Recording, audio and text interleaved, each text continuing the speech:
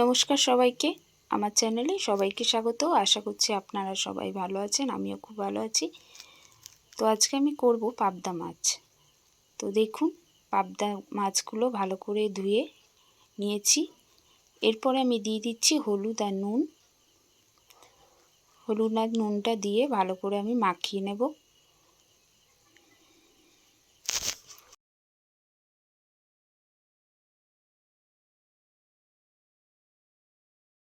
তো মাছগুলোকে আমি ভালো করে নুন হলুদ মাখিয়ে নিচ্ছি। এরপর কড়াইয়ে তেল দিয়ে আমি মাছগুলোকে ভেজে নেব। দিয়ে দিলাম সামান্য নুন। নুনটা দিলাম কারণ হচ্ছে মাছগুলো তো ফাটে, ওই জন্য আমি সামান্য নুন দিয়ে দিলাম, তাহলে মাছগুলো আর ফাটবে না।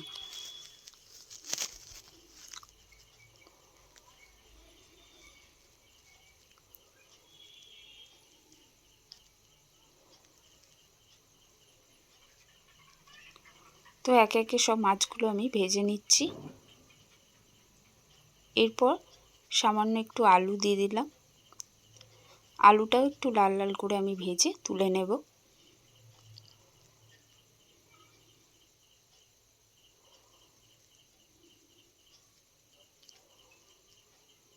দেখুন, আমার মাছগুলো সব ভাজা হয়ে গেছে আর আলুটাও এদিকে ভাজা হয়ে গেছে। আলুটা তুলে নেওয়ার পর দিয়ে দিলাম কালো জিরে একটু ফোড়ন আর রসুন ফোড়ন দিয়ে দিলাম।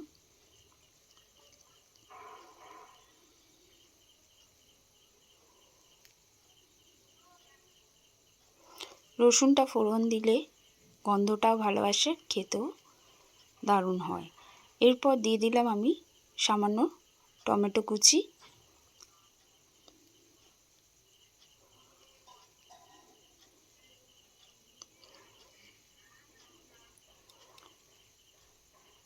ভালো করে নেড়ে চেড়ে নেওয়ার পরে আমি দুটো টমেটো আলাদা পেস্ট করে রেখেছি, সেইটাও আমি এর মধ্যে দিয়ে দেবো।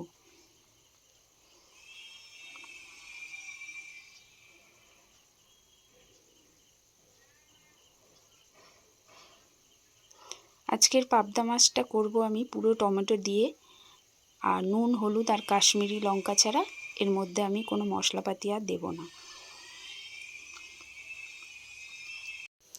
পেস্টের মধ্যেই আমি নুন হলুদ আর কাশ্মীরি লঙ্কা দিয়ে দিয়েছি, তাই আলাদা করে আর কোনো নুন হলুদ দেব না।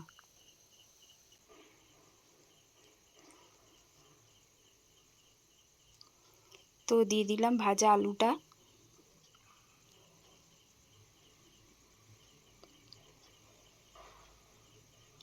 ভালো করে কষাতে থাকবো। এরপর দিয়ে দেবো দুটো কাঁচা লঙ্কা।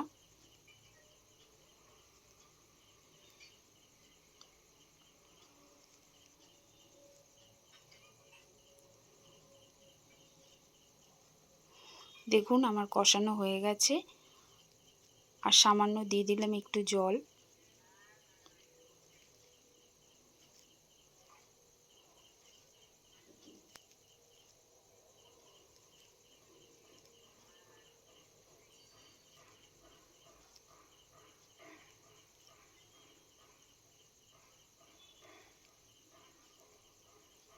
এরপরে দিয়ে দেবো আমি একটুখানি বেশি করে জল, কেন আমার কষানোটা হয়ে গেছে। দেখুন, তেলটা বেরিয়ে এসেছে।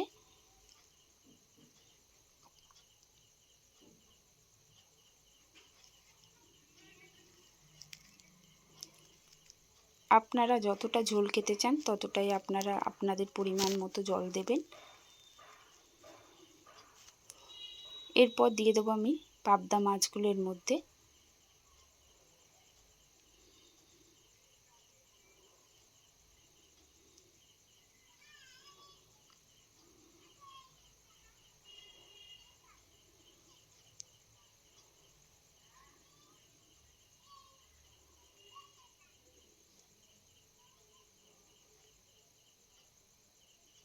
এরপর আমি কিছুক্ষণ ফুটতে দেব, ঝোলটা যতক্ষণ না হয়।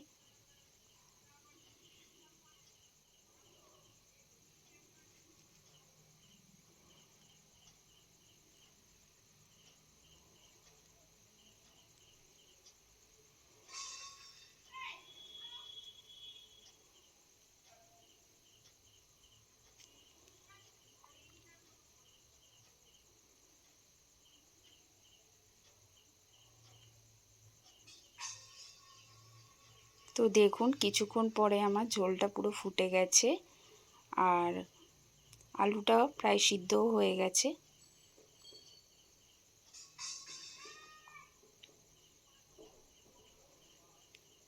তো আমার এই টমেটোর পাবদা মাছের ঝোলটা রেডি। তো আপনাদের যদি ভালো লেগে থাকে তো প্লিজ একটা লাইক করে দেবেন, শেয়ার করবেন আর আমার পাশে থাকতে কিন্তু ভুলবেন না। তো আজকের মতো এইটুকুনি। সবাই ভালো থাকবেন, সুস্থ থাকবেন। আজকের মতো সবাইকে টাটা।